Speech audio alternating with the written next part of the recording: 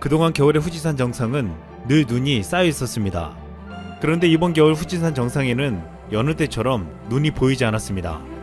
지난 21일 찍힌 후지산의 모습은 그동안 말해왔던 화산 폭발이 다가온 게 아니냐는 우려를 하게 만들었습니다. 이미 지난 7월 일본 전문가 후지 도시쓰구 후지산 과학연구소 소장은 후지산이 언제 폭발해도 이상하지 않다고 말했습니다. 이미 7, 8년 전부터 후지산 폭발에 대한 경고는 있어왔지만 이번 경고는 더욱 큰 우려를 낳고 있습니다. 또한 지난 17일에 교토부 미야즈시 이와 가하나 마을에는 한 주민부부가 해안가에 널브러진 3m의 대왕 오징어 사체를 발견하기도 했습니다. 이렇게 큰 오징어는 처음으로 발견된 것으로 매우 드문 현상인데 지진 전조 현상이 아니냐는 말이 나왔습니다. 지난 10월 일본 수도권에 악취가 나서 대지진 전조 증상이 아니냐는 소동이 일어났고 지난 16일에도 지진의 전조로 불리는 심해어인 대왕산갈치가 살아있는 모습으로 발견돼 화제가 되기도 했습니다. 일본에서는 산갈치가 지진이나 쓰나미가 임박했다는 점을 사람들에게 알려주기 위해 용왕이 보냈다는 미신이 있기에 이 또한 두렵게 만들고 있습니다.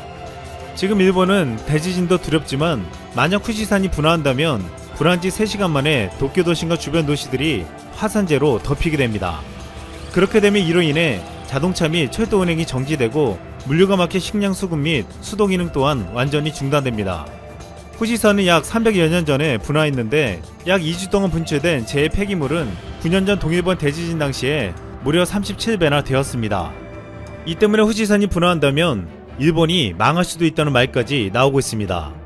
하지만 일본 정부는 이에 대한 아무런 대비를 하지 않고 있으며 오히려 그동안 자신들이 자연을 오염시킨 사실을 은폐하고 이를 더욱 심화시키려는 일들을 진행하고 있습니다. 일본 스가 총리는 최근 오염수 처분 결정을 언제까지나 미룰 수 없다며 강행하려는 움직임을 보이고 있습니다. 그리고 일본 정부는 2022년 여름에 후쿠시마 원전에 보관 중인 오염수를 방출할 예정이라고 발표했습니다. 이는 우리 정부가 반대하고 있고 일본 현지 주민들도 강력히 막으려고 하는데도 무조건 강행하려 하는 것입니다. 일본의 이 같은 강행은 지난 19일 그로시 국제원자력기구 사무총장의 말이 힘을 더해줬습니다. 그로시 총장은 일본 오염수를 방류하는 것이 기술적으로 가능하다며 일본의 편을 들어준 것입니다. 전문가들은 이 같은 IAEA의 일본 편들기는 어제 오늘의 일이 아니라고 했습니다. 이미 IAEA가 이전 사무총장을 비롯한 주요 간부 상당수가 일본인으로 도배되어 있다고 했습니다. 업계 관계자들은 일본이 엔화의 힘을 활용해 IAEA를 속속들이 장악한 상태라며 사실상 일본의 이익을 대변하는 단체가 됐다고 주장하기도 했습니다. 일본이 IAEA에 온갖 로비를 하고 장악하려고 하는 이유는 후쿠시마 원전 사고에 관련된 사실들을 은폐하기 위한 목적이 가장 크다고 보고 있습니다. 한때 이전 일본인 아마노 전 사무총장은 후쿠시마 문제를 조사하자고 했더니 당장 500만 달러가 필요한데 한국이 가장 인접한 나라이니 일부 비용 분담을 요구해서 논란이 되기도 했습니다. 이때 국내 관계자는 일본 후쿠시마 문제에 대한 해결 의지도 없고 반성도 안 하는 나라라며 분개했습니다.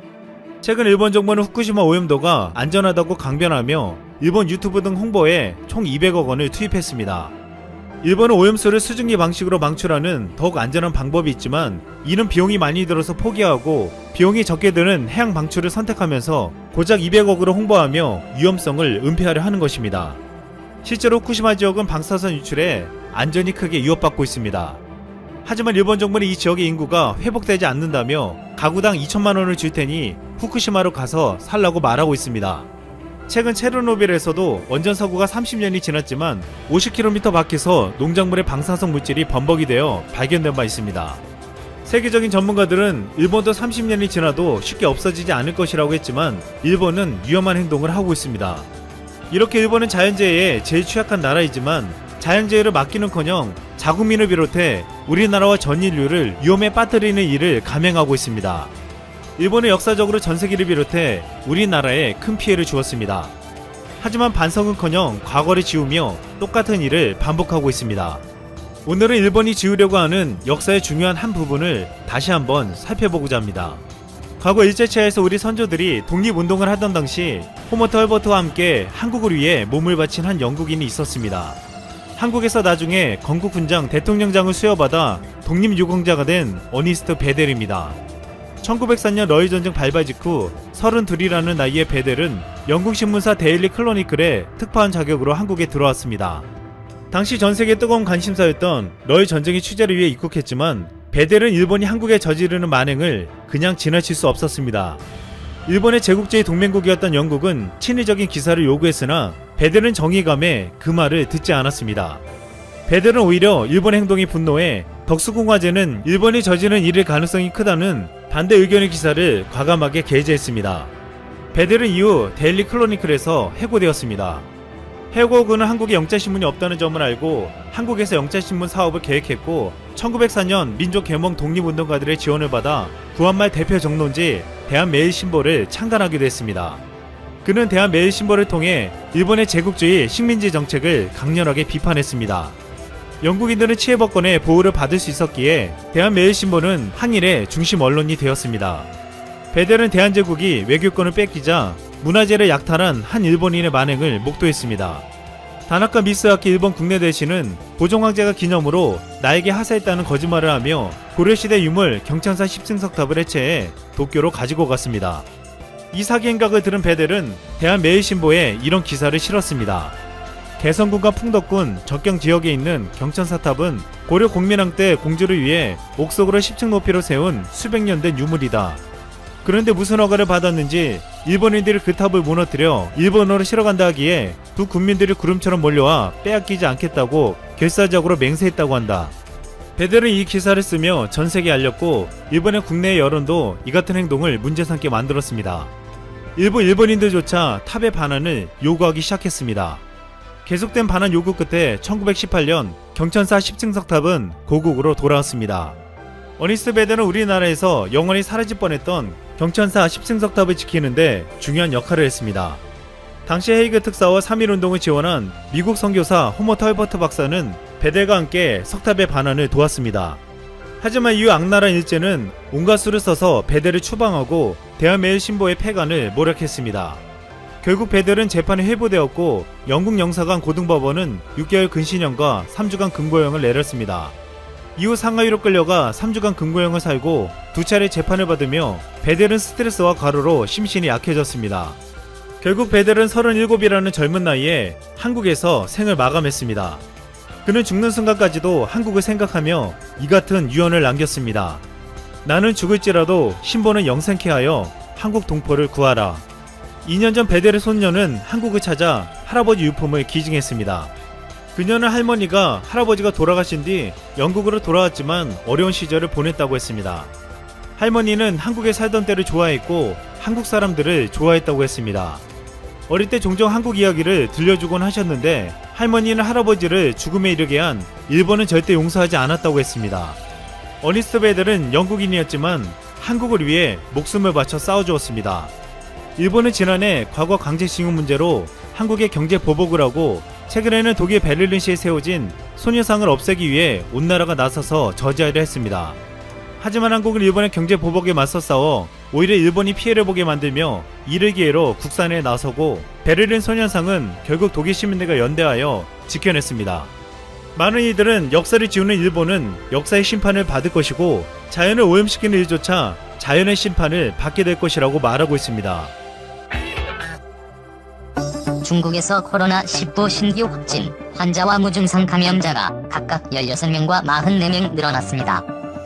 중국 국가위생건강위원회는 지난 18일 하루 동안 중국 본토의 코로나19 신규 확진 환자는 16명이며 사망자는 없었다고 19일 발표했습니다. 이 가운데 9명은 해외 여유입 사례며 7명만 본토 발생입니다. 본토 발생 환자는 나흘 연속 2자릿수를 기록하다 다시 한 자릿수로 떨어졌습니다. 러시아발 환자 유입으로 비상이 걸린 동북부 해룡 장성에서는 전날 확진 환자 6명, 무증상 감염자 4명이 새로 발생했습니다. 최근 러시아에 있던 중국인들이 육로로 입국해 확진 판정을 받는 사례가 급증하고 있습니다. 전날 상하이에서는 해외 여기 환자 7명이 발생했습니다. 확진 환자와 별도로 핵산 검사 양성 반응을 보였지만 발열, 기침 등 증상을 나타내지 않은 무증상 감염자는 중국 전역에서 44명이 새로 확인됐습니다. 이 가운데 해외 유입은 3명입니다. 현재 의학 관찰을 받는 무증상 감염자는 1,000명 밑으로 내려간 999명입니다. 중국의 코로나19 누적 확진 환자는 총 82,735명이며 사망자는 4,632명입니다. 중국 공산당이 스스로를 전염병을 퇴치한 대국으로 묘사하고자 여론을 통제하는 가운데 많은 중국인들은 그 말에 숨겨진 의미를 파악하고 있다. 중국의 관영 언론들은 3월 11일 동부 산둥성 옌타이시에서 마지막 코로나 환자 47명이 완치 판정을 받은 후 퇴원했다고 보도했다. 옌타이보건위원회의 부위원장인 장쿠양은 언론사에 옌타이시에는 더 이상 코로나 환자가 없다고 알렸다. 하지만 이에 정통한 한 소식통은 피터 윈터의 그 다음날 코로나 중환자 한 사람이 시의 한 병원에서 사망했다고 말했다.